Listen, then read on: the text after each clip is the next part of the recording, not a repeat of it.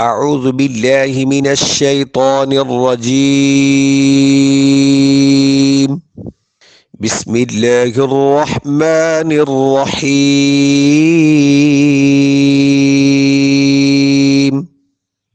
ان اللہ لا يخفى علیہ شیء فی الارض ولا فی السماء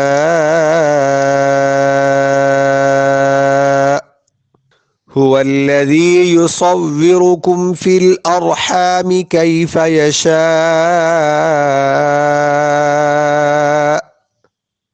لا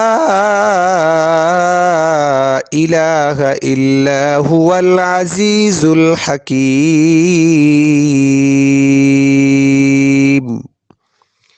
صدق اللہ العظیم۔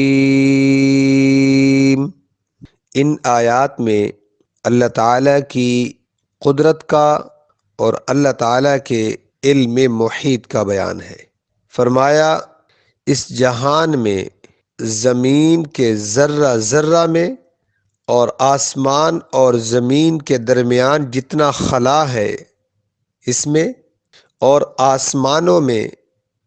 کوئی چیز بھی کوئی ایک ذرہ بھی چھپا ہوا نہیں ہے جو اس کے علم میں نہ ہو۔ اور اس سے آگے والی آیت میں اللہ تعالیٰ کی قدرت کاملہ اور قادر مطلق ہونے کا بیان ہے کہ اسی نے انسان کو ماں کے پیٹ کے 3 اندھیروں میں کیسی حکمت بالغہ کے ساتھ بنایا اور ان کی صورتوں اور رنگوں میں وہ صنعت کاری فرمائی کہ اربوں انسانوں میں ایک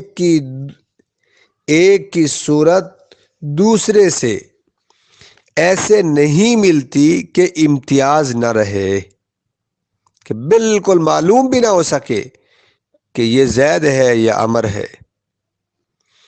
اور اس علم محیط اور قدرت کاملہ کا عقلی تقاضا یہ ہے کہ عبادت صرف اسی کی جائے۔ اب اللہ کے علاوہ سب کے علم و قدرت میں یہ مقام نہیں ہے۔ جب ان کے علم اور قدرت میں یہ مقام نہیں ہے، اس لیے جب اللہ ان تمام صفات کاملہ کا مالک ہے، اس کا علم بھی لامحدود ہے، اس کی قدرت بھی لامتناہی ہے، تو پھر کیوں نہ ہو کہ عبادت بھی اسی کی جائے، سجدہ بھی اسی کو کیا جائے، سامنے ہاتھ بھی اسی کے پھیلائے جائیں، اپنے دامن کو بھی اسی کے سامنے پھیلایا جائے، اس کے علاوہ کسی اور کے سامنے پھیلانے کی ضرورت کیا ہے؟ کیونکہ جب وہ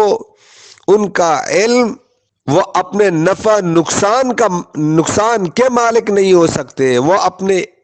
ان کا علم جو ہے وہ بھی ایک مخصوص ہے، محدود ہے،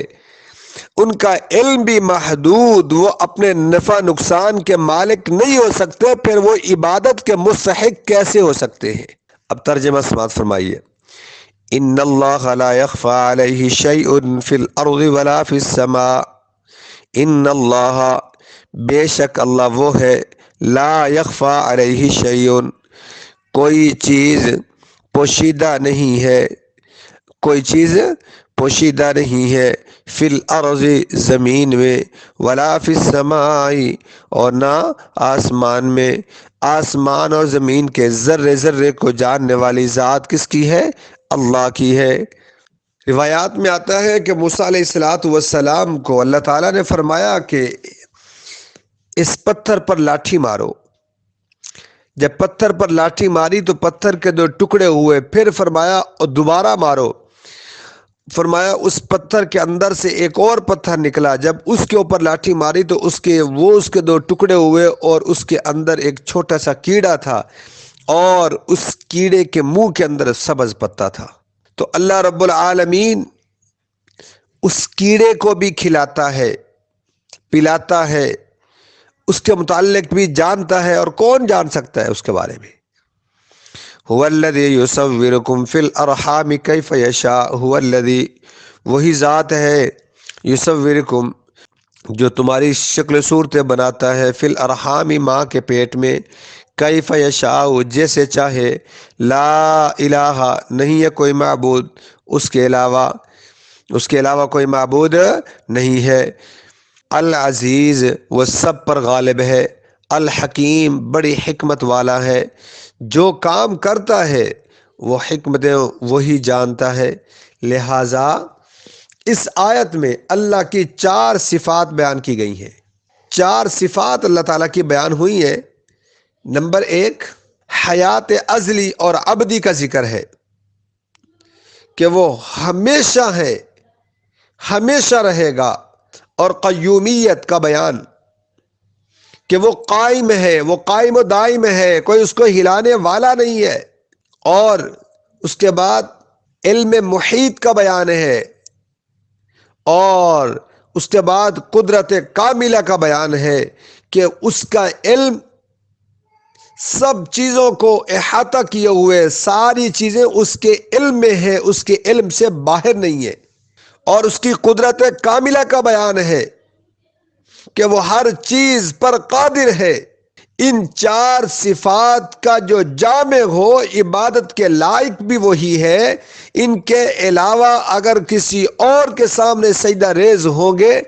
تو اپنے آپ کو ذلیل کرنے والی بات ہے، اپنے آپ کو رسوا کرنے والی بات ہے۔ لہٰذا قرآن ہمیں پکار پکار کر کہتا ہے، اے انسان، کوئی چیز جب بھی تجھے کوئی نفع ہو، تمہیں نقصان ہو، تو نفع کی حالت میں شکر بھی اسی کا ادا کر، نقصان کی صورت میں صبر بھی اسی کے سامنے کر، اور مانگ بھی اسی کے سامنے، وہ سب کو دیتا ہے، سب اسی کے محتاج ہیں، وہ کسی کا محتاج نہیں ہے۔ حدیث میں آتا ہے کہ جب میرا بندہ مجھ سے نہیں مانگتا تو میں اس سے ناراض ہوتا ہوں۔ ارے اللہ کے بندو، جب انسانوں سے مانگتے ہیں تو لوگ ناراض ہوتے ہیں، اللہ سے نہ مانگا جائے تو وہ ناراض ہوتے ہیں، تو پھر کیوں نہ ہو کہ ہم اپنی ہر چھوٹی سے چھوٹی، بڑی سے بڑی حاجت کو بھی اللہ سے مانگنے والے بن جائیں۔ اللہ تعالی ہم سب کو اپنا محتاج رکھے، کسی کا محتاج نہ بنائے۔ آمین۔ وآخر دعوانا الحمد للہ رب العالمین۔